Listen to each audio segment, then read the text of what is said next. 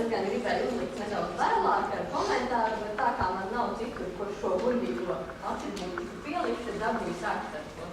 Jo redz, kā saka, kā teica viens profesors, ka doktoranti ir gatavi darīt ko, lai nestrādātu pie disertācijas.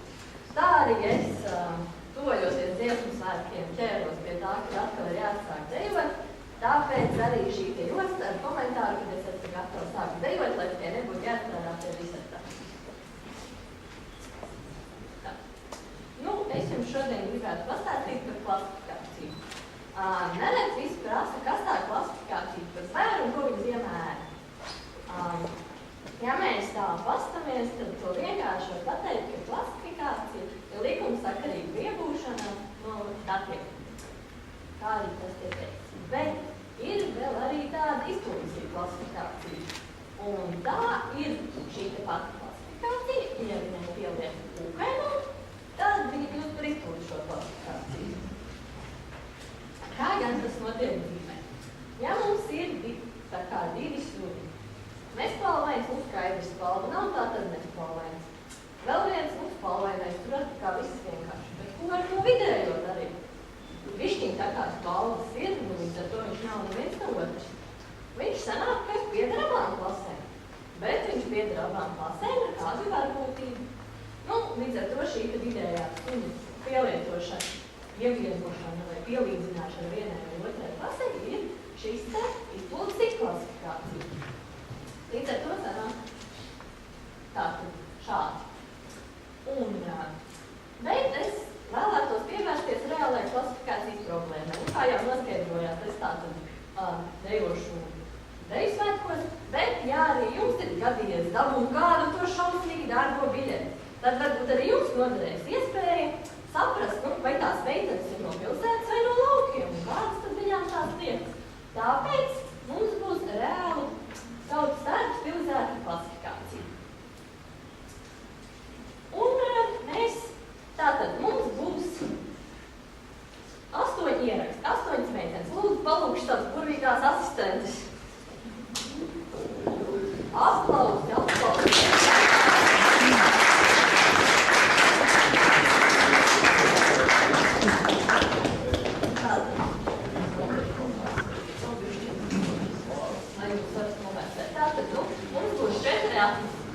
Tātad pirmais atribūts būs kurpes, dažām ir kurpes, dažām ir tieši pastals, kā, ja? Dažām ir blūzas ar īsām rokām, dažām blūzas ir garām rokām. Dažām ir copes, pagrezieties, jā, un dažām kā ir vizes. Un dažām redziet ir jostas, un dažām viņas nav. Un tad mēs vēlreiz aptīstam, tad mums ir divas klases pilsētnieces un lauksnieces. Pagrezieties, lūdzu, lai viss ir novērtē, tad mums ir pilsētnieces un mums ir lauksnieces. Tātad sāksim ar vienkāršu klasifikācijas algoritmu pirmo iterāciju. Palūkšu spērt soli uz priekšu tās meitenes, kuras ir pilsētnieces, un kurām ir blūzas ar īsām rokām. Tātad mēs novērtējam tālāk. Tad skatīsimies, kuras ir Tad skatīsimies tās, kurām ir blūzas ar īsām rokām, kuras ir lauksnieces. Tātad šīs dāmas. Paldies. Tās, kurām ir josta, kuras ir pilsētnieces. Jā. Tagad tās, kurām nav jostas, un kuras ir pilsētnieces.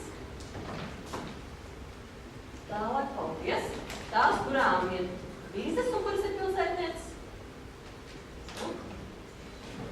Tātad šeit mums jau ir redzams, ka šeit kaut kas briest. Tagad skatāmies tās, kurām ir sopes, un kuras ir pilsētnieces. Un paldies. Tālāk tās, kuras ir pilsētnieces, un kurām ir kurpes. Paldies. Un tās, kuras ir pilsētnieces, un kurām ir pastals. Jā, šeit arī būs kaut kas interesants. Analoģiski mēs varam apskatīt arī laucinieces, bet tā kā laiks ierobežotas, es domāju, jūs šo domu saskatāt. Un šeit mēs tad izskaitām, cik mums bija katrai vērtībai, kāda bija atbilstība. Tā kā mēs sākam ar klases pilsētnieces, tad mēs skatāmies tās pilsētnieces un skatāmies, kur tad mums ir vislielākais informatīvums. Un informatīvums ir tad, ja ir josta, tad tā ir visdrīzāka pilsētniece. Skatāmies, jā, mums ir iegūts likums. Tātad tās, kurām ir josta, tās tad ir pilsētnieces. Varam soli uz priekšu, pagriezieties abas. Skatāmies, jā, abas ir pilsētnieces. dāmas var paiet nost, un mēs turpināsim tālāk klasifikāciju. Ar otrveģeterāciju. Nu, šeit mēs analoģiski atkal varam skaitīt. Tās, kurām ir lūdzu ar visām rokām un tam līdzīgi, nu, neatkārtosim, es domāju, ko jūs tā kā sapratāt. Skaitamies, secinām. Tātad, kad šeit uzrāda, ka copa ir tādas labas iespējas, mēs skatāmies, ne, tomēr viena ar copi ir arī lauciniece. Tātad šis likums būs sarežģītāks nekā ar vienu laimīgo. Tāpēc lūdzu spēram soli visas tās, kurām ir copes. Šeit ilgtēties ir lauciniece. Paspēc vēl vienu, lai tā labāk var redzēt. Tagad mēs strādājam tikai ar šīm trijām. Tagad mēs atkal skatāmies, kurām no viņām tātad ir kādas pazīmes. Un rezultātā iegūstam, ka tās, kurām ir kurpes, tad tās arī būs šīs te pilsētnieces. Līdz ar to mums ir likums, kurš sastāv no diviem mainīgiem. Ja māti ir cope un apavi ir kurpes, tad klase ir pilsētniece, kurām šī te izpildās. Jā, pagriezieties un pagriezieties arī uz trešā lāma. Jā, mēs redzam, ka viņa ir lauciniece, uz viņu šis likums sadarbojās, bet lūk, ir tiks pilsētnieces. Paldies, iet pie meitenēm. Lūdzu atpakaļ. Jā, jūs tur, jā, tur bija. Nu, analoģiski mēs šo te, lai sāktu darboties ar otru klasi, mums būtu jāpalūdz atkal tās pašas 4 meitenes vēlreiz atpakaļ, un tad mēs sāktu skaitīt vēlreiz un vēlreiz, kamēr atprast par tie likumiem. Un attiecīgi arī lauciniecēm ir 2 likumi. Bet, paldies, dāmas, bet mums gadās tā, ka mums atnāk jauna meitene, par kuru mēs tā īsti neko nezinām. Nu, katrā ziņā mēs galīgi nezinām, kura klasa viņai ir. Lūk, kā jums šķiet? Viņa ir pilsētniece vai lauciniece?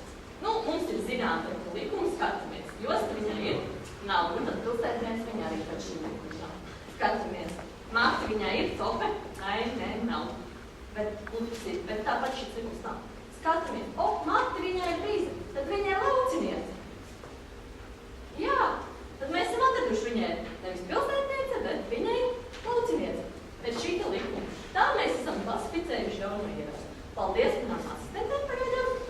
Un skatāmies. Nu, analoģiski mēs varam pielietot arī izpildušās klasifikācijas algoritmus, kuriem šis princips ir vienāds, bet mēs varam jau skatīties kaut kādās vardarbībās. Tā arī šeit mums atnāk uz meiteni, kurai ir 2 bīzes, viņi faktiski varētu piederēt abām klasēm. Bet vienai ar tādu varbūtību, otrai ar šādu varbūtību. Nu, un es strādāju nedaudz sarežģītākiem datiem nekā šī. Strādāju ar bioinformātikas datiem. Tur ir diezgan mazs ierakstu skaits, ļoti liels atpūtu skaits, dārgas analīzes, grūti iegūt informāciju. Nu, piemēram, ir šāds lokācijas likuma sakarības var piebūt, bet tā grūtāk būs. Nu, līdz ar to es mēģinu šādos datos iegūt analoģiskas likuma sakarības.